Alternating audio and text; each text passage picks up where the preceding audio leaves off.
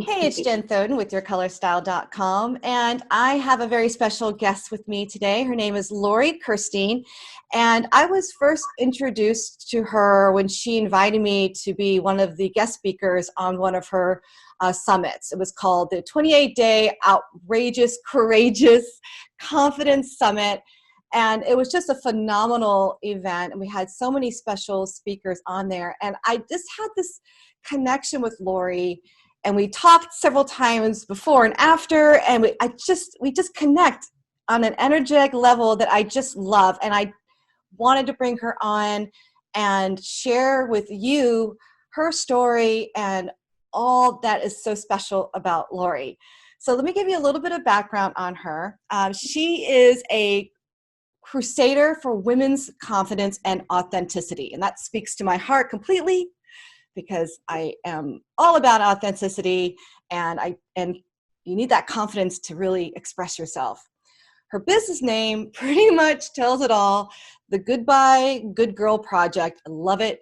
She helps women tap their authenticity and their courage to live their lives outside of the prescribed social rules of being quote unquote good girls. That is a direct quote from Lori. I love that sentence.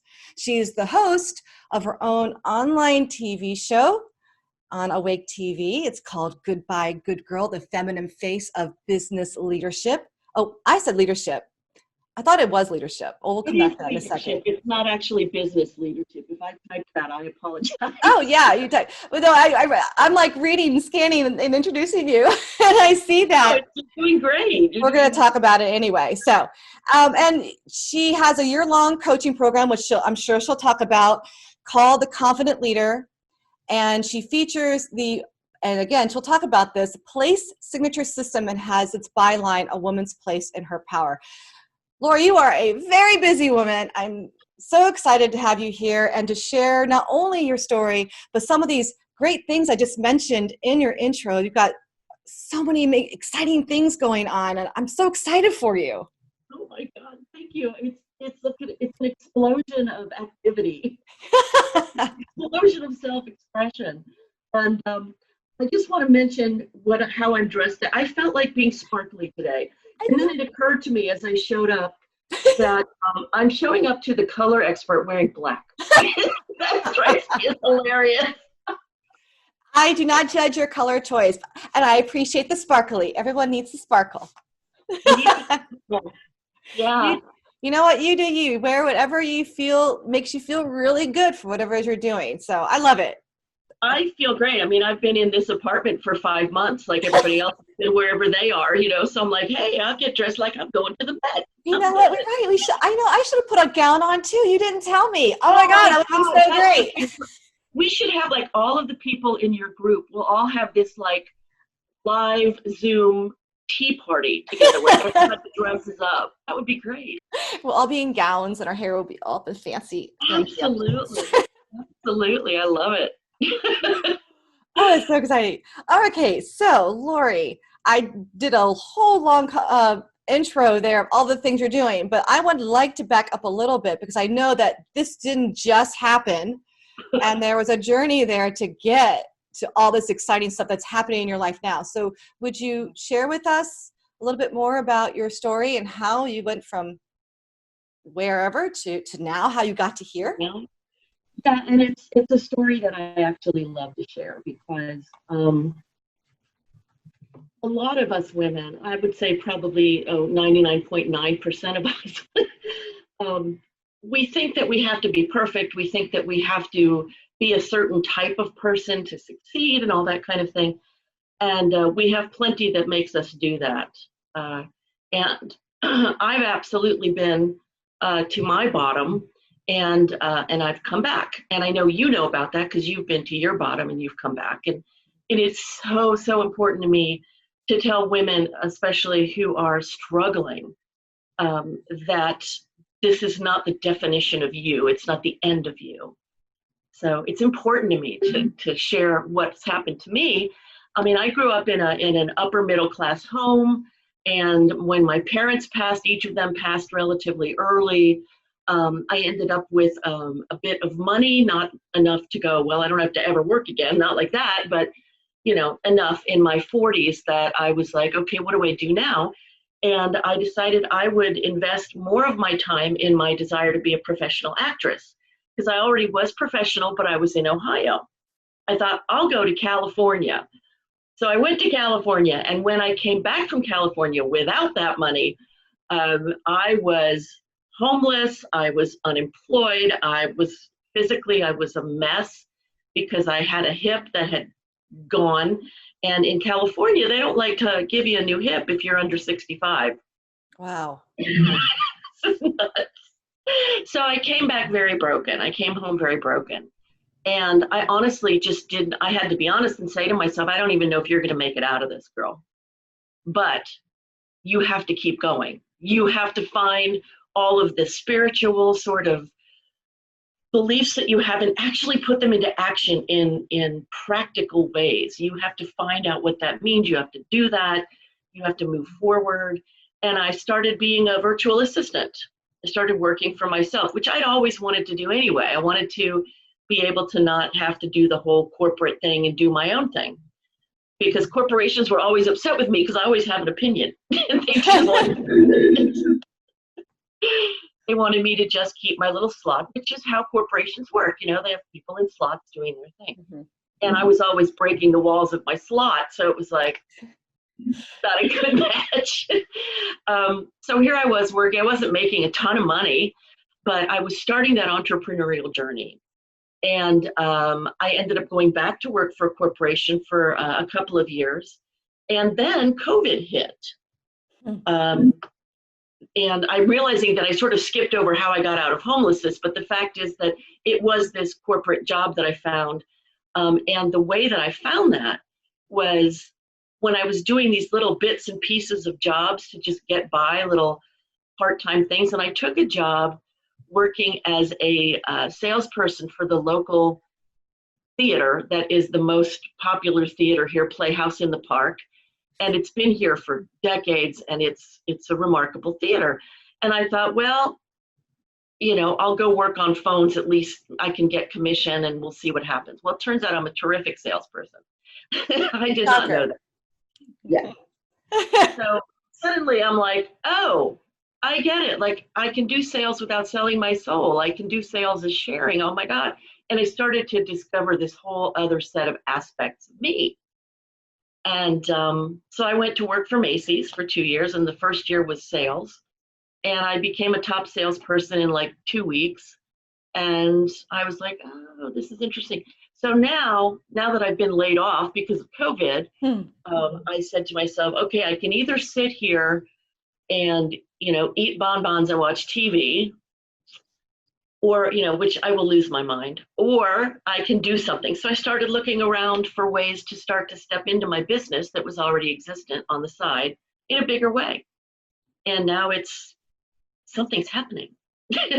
I think, so you've said some things without saying some things. I'm going to come back. I'm going to go backwards a little bit in some of the stuff that you said. You said, I'm taking notes as you're talking.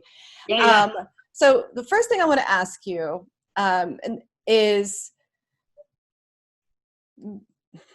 I can only imagine that people who may or maybe are right now who are watching this are in a place where you were when you were homeless. And I'm not saying that they're homeless, but they may be feeling the same sort of hopelessness or stress or anxiety or worry of what's next and where their life is going, and maybe even meeting the needs that they need to meet in order to survive.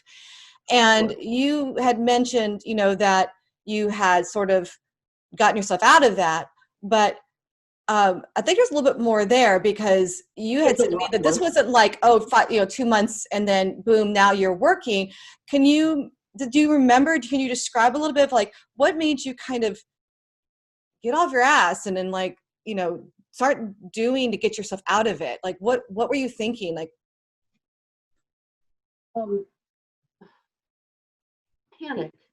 Yeah, I mean, panic and like, this cannot be my life. Mm-hmm. but this is my life. And how the hell did I end up here? There's a lot of shame. It's undeserved, but there's a ton of shame that goes with falling into a deep place in your life where everything you've tried, everything you've done, just somehow still leaves you washed up on some distant shore with nobody around you. And that is the toughest thing of all, I think, is to be able to sort of breathe through that shame and go, this will not be the whole definition of my life. Like, this shame will not be the only feeling I have. So one thing that I was determined to do, and I did, was when I was with other people, I was determined to still be proud. I was determined to still be somebody who takes care of herself, somebody who doesn't do what my emotions wanted me to do, which was fall to my knees and go, save me. Mm-hmm. Every day you're like, you want to go to your friends and go, tell me what to do. How do you wanted, your emotional body is going, I don't know how to do this. Mm-hmm. This is too much for me. I've never been here before and I don't know what to do. And I think the most courageous thing is just taking one step. It's not you listen to all these sort of internet gurus and things who talk about, you can go from, zero money to 9 figures and live in Hawaii. And I'm like, shut up, because I don't want to hear this crap. I want to hear how you couldn't breathe and you made it through the next freaking moment. That's what I want to know. Mm-hmm. And how I got through the next freaking moment was, I didn't want to give up. It's like, if life is going to kill me, and let's be honest, if God is going to kill me, because you also question any sense of belief or faith in anything that you have at that point. You're like, shoot, how'd I end up down here? But it's like, if God or life is going to freaking kill me, that's going to be not because I didn't try something. Because then I'll be able to blame life or God, and I won't be able to blame me. So that was number. Mm-hmm. Go, keep going. Okay. Number 2 was not being willing to take my own excuses for giving up. So if something didn't work, I was going to try something else. So that's like an attitude thing. It's like, if I know that there's something else I could have tried and I didn't try it, then I gave up. Right. So I was like, nope, I'm gonna keep trying until I literally run out of answers. And that was part of it. The other part, and I had already learned this in like 10, 11 years of group therapy. No, it wasn't that long. It was like 6 years of group therapy back in my 30s. I'd already learned how to reach out and ask for help. Oh, so important. And so I already knew how to do that, which is an incredible advantage. And I think that a lot of us don't, because we think that's some sort of, when we may not even consciously be aware that we feel like we're being weak, or that we're not presenting ourselves as a strong person, a strong woman, because asking for help means that you can't handle it. And that's so a story we tell ourselves that it's just simply not true, and that we should be okay with the fact that sometimes we need help, and that we should ask for it. It's what a relief when you actually get help. Oh my goodness. I think I spent most of my life resisting help. I had that attitude of I'm going to do it myself. My daughter has this attitude, so I shock her. I wonder where she got it from. And it's infuriating because sometimes you do, but obviously you can't force your help on people. They have to be willing to accept help. But at the same time, like, I've really had to kind of like wake up and realize that life is truly a team sport, and I cannot do it all by myself. I could. I think that's the point. It's just that why are you making it so hard on yourself? You know? Right. And actually, I would have to argue that you really cannot do it yourself. And you never do it yourself. I mean, I like to take arguments, not that we're arguing, but I like to take arguments like this to the extreme. If I were Yeah. doing my entire life all by myself, I'd be having to grow my own vegetables. Right. There's nothing in life that you do all alone. Now, that's kind of a specious argument in one way, so let me bring it back to reality. In doing what I'm doing right now, like I'm launching a visibility challenge, so women learn to reach out and to show up and all those things that scare the hell out of us, because we've been told they're supposed to. And it's so incredible. I was not finding that I could do what I needed to do without hiring somebody to help me for a few hours a week. Right. I mean, and that was the same experience I had in my summit. I actually had to hire 2 virtual assistants. Right. I'm not talking about full-time hiring. They're now my employees. I'm talking about saying to a virtual assistant, can I use your help for 3 hours this week? And can you help me with your expertise about X, Y, and Z? And without that, I simply would not have been able to do my summit. I simply would not be reaching enough people with my visibility challenge information, because I'm only one person. And here's the important part. I have learned not to push myself, flog myself to death to get to my goals. Yeah. That doesn't work. Right. And that was my biggest learning right at the start of my homeless journey. Because if effort really worked, like if amount of effort really worked, I would be like the happiest person on the planet. I'd have like $1 trillion and 7 homes in different countries, and who knows what the hell I'd have. But because I work harder than any 3 people I know, but not anymore. Now I work smarter, and I work in alignment not only with how hard I work, but with what I need for self-care. Right. And I'm kind. I employ kindness and mercy with myself more than I ever did through my first 55 years of life. And that's a huge thing for us too. Yeah. If I work hard enough, no, it's not like that. Well, yeah, I would totally agree, because I think that you really need to have what you really, and this is the hard question to answer, because you can ask someone, what do you want in life? What do you really want? Some people go, I don't know. Other people might say, oh, I want $1 million, or I want this fancy house or whatever, which is totally fine. I want love, I want marriage. But it's like you have to, what do you really want? Like, what is it that you really, deep down secret, don't want to even tell someone, but what do you secretly really want? Because that is what's going to drive you, even if your current circumstances aren't showing it. I think something you had said that reminded me of this philosophy, or not even philosophy, mindset, which is that we so often look at our current circumstances and define ourselves by our current circumstances, because obviously it's easy to do, right? You look at what you've got and you're like, I'm failing, or I'm not getting what I want. This isn't the house that I want. This isn't the money that I want. This isn't my life.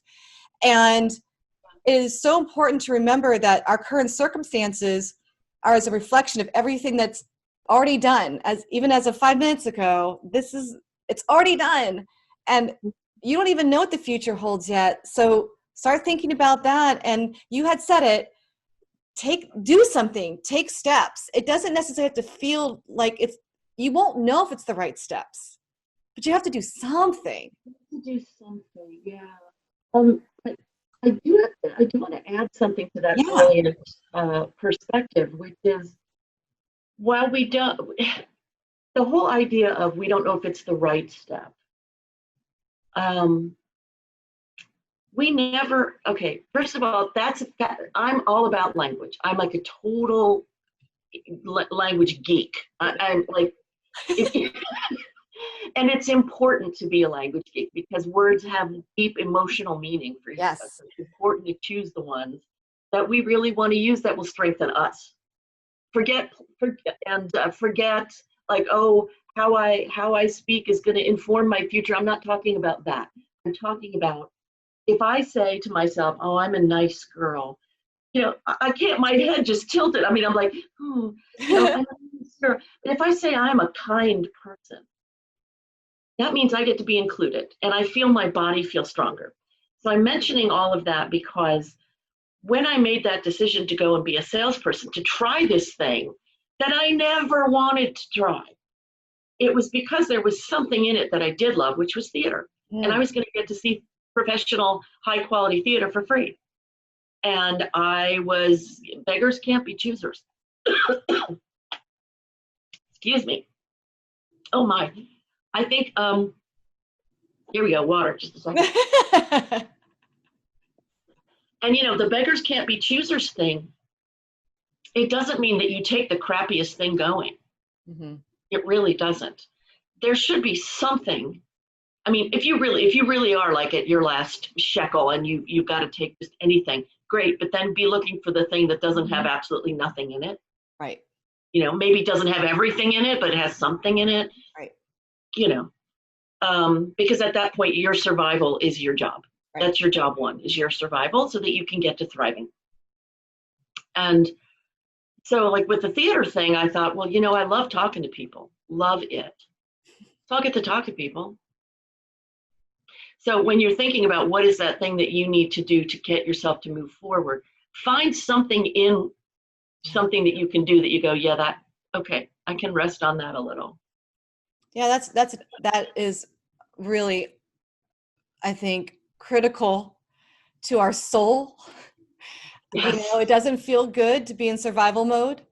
And like you said, there's probably a lot of shame in there, or guilt, or things we beat ourselves up for, and that we are so horrible to ourselves that, like you said, if you got to do what you got to do to make sure you meet your needs, and then, but don't settle. Like, don't give up and go, okay, I finally got a job. Well, okay, now that's good. You should celebrate that and be grateful that you now have some money coming in, but then like, don't give up on your journey of what it is that you really want to do. And like you said, maybe there's a better job or a different, similar job, but in now more of an area that's more interesting to you, right? Like, and like, yeah, maybe you still are working at the cash register, but maybe you're working at cash register at an art store instead of the grocery store, or, like small things, but they do add up over time. It just may not feel like it right away. And I hope that gives people hope if they're in that place. Just, you got to keep moving forward as best you can, and I love what you said, though. You didn't think that you wanted to do sales. You've never done it before, and you were resistant, but you did it anyway because you're like, well, these are things I like about it. And what was cool about it is because you tried something different, you actually discovered a strength of yours that you didn't really realize. And I think that's also part of this doing something, taking action somehow, because it opens up, it moves you forward, and it might open you up to something you didn't even know about yourself. Like that part of my favorite part of that whole story. I'm so glad, because to me that is the whole point. We are always looking outside of ourselves to see how we're doing. Do I have a job that I like enough? Do I have the right spouse? Do I have the right friends? Do I have the right money? Whatever it is. Mm-hmm. But the one thing that we don't pay attention to, and it is the thing, it really is the thing, is our quality of life. So when I say that, if you think, well, I'm not living in that mansion, I'm not talking about that. I'm talking about the sense of how you are with yourself, how you are with your circumstances. Are you being supportive of your efforts? Are you being kind with the fact that you feel like crap?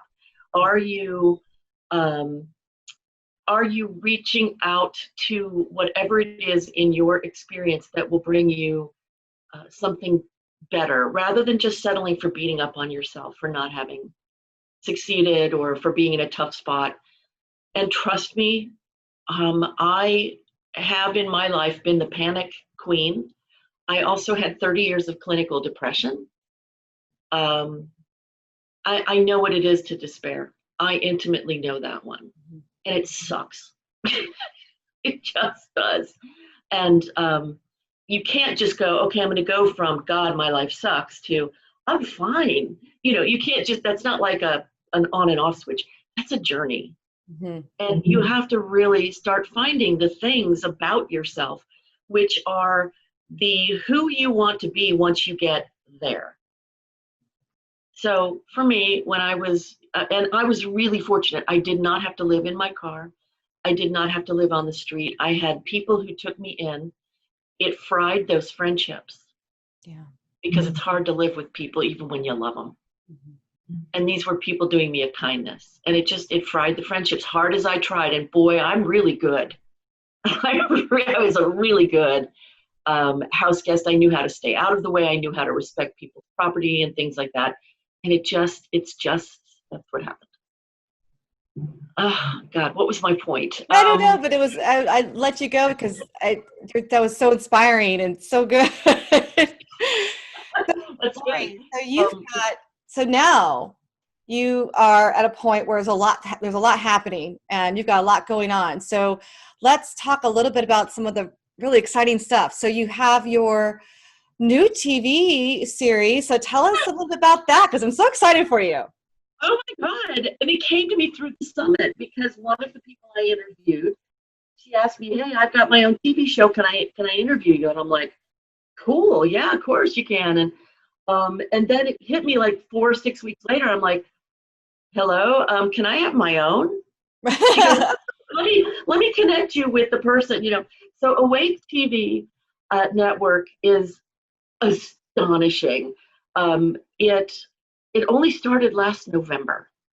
And if you look at this thing, and it's awaketvnetwork.live, if you look at this thing, it looks like it's been on the air for like 10 years. It looks like Netflix. It's set up like Netflix. And they're calling it the spiritual Netflix. Cute. And except that what they're doing is, if you want to go watch the first episode of anything, you don't have to pay anything for that. And it's just constantly there. So you can go see if there's enough that you like. That's cool. So I'm going, okay, what should I put out there? And I had already started on this journey of, okay, what's next, Mr. COVID? Like, where am I going now? And I'd started the summit, and then I was like, okay, I need to join another coaching program because I need to have sides to the swimming pool. And so I did that, and I'm like, oh my God, it's got to be about leadership, women in leadership, because leadership for women, it's not only leadership for our businesses, which is huge in itself, but it's also leadership of our lives. Okay, yes. It's also how are we, yes, woman, yes. It's and the show that I did yesterday, I was so excited to do that show. If you watch it, you'll see that I was like stumbling over my words at the start because I was like, I'm so excited because the thing that I've wanted and I continue to want to bring forward for women is a really full understanding of the sea that we swim in, the social sea that we swim in. It's not of our making. And why that is important is that we women who are the most involved in personal growth industry, the most involved in spiritual pursuits, numerically speaking, we outnumber men, especially in the personal growth field. We are trying to fix ourselves. Mm-hmm. We're working on ourselves, and there's a lot of positive cachet around that. You're working on yourself. That's really good, and that is really good. But we use even the best tools to beat the hell out of ourselves because we're still applying masculinely defined roles and goals to what we do, and we're not including the feminine roles and goals of community and of kindness and of insight and inclusion and things that we're not even doing that, not even we as women. Mm-hmm. So I got awakened to what this sea is by an amazing woman named Jean Kilbourne, who has this thing, gosh, it's not YouTube. I suddenly can't find it on YouTube as a full 45-minute film. Vimeo, it's on Vimeo. And it's called Killing Us Softly 4, because she's done 4 of these. And it's important to me to bring it forward for women because then we understand that we can stop beating ourselves up, that these things we're trying to heal are not about us personally. And the freedom in that is off the chain. The shift in how we view things from then on in, completely different. So I love having this platform of a freaking TV show. And I get to say at the end of it, I can say, and stay tuned, because if you stay on Awake TV, you're going to be able to watch Deepak Chopra. What? What? Yeah, Deepak Chopra. I'm like, yes, I'm on Awake TV. Deepak Chopra, yes. We're the best. I've never met the man. Holy cow. Yeah, that's awesome. Yeah. I'm so happy for you. Congratulations. Thank you. Congratulations. Such a big deal. Okay, last things. I know. This is coming up very quickly, and you've got a very special challenge. And tell me about that. Tell us about that and what we can do. I'm excited. I'm gonna do it. Thank you, Jen. You're so awesome.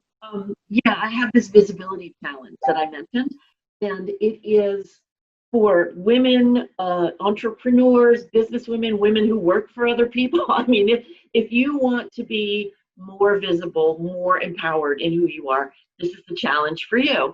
And it's a 5-day free challenge. So if you're sitting there going, well, God, I got laid off, I got no money, don't worry about that.